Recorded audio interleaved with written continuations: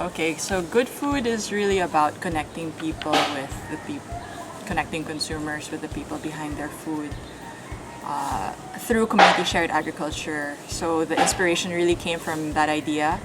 Community shared agriculture is kind of a new way, or maybe the old way that is revived, of how people are involved in farming. Basically, you subscribe, or you commit to a share of the harvest, and the farmers are assured of a stable demand. They could give you whatever's in season. So it was really meant to support organic or natural farming, because it doesn't have the pressures of like what the market wants, and so that doesn't necessarily determine what is grown.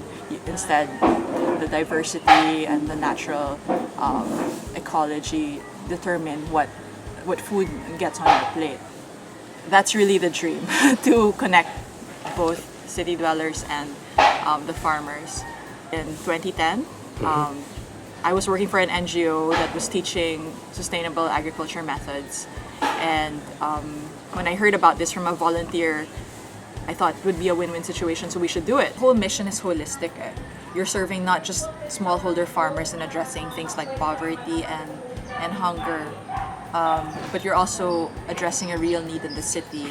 And there's really a social transformation that you want to happen by this kind of bridging and education awareness. So it's kind of huge in our whole history of marketing this. We generally find that talking to women is the best because they're in charge of the kitchen or household expenses. So, and also like motivation wise, they want to feed their kids well.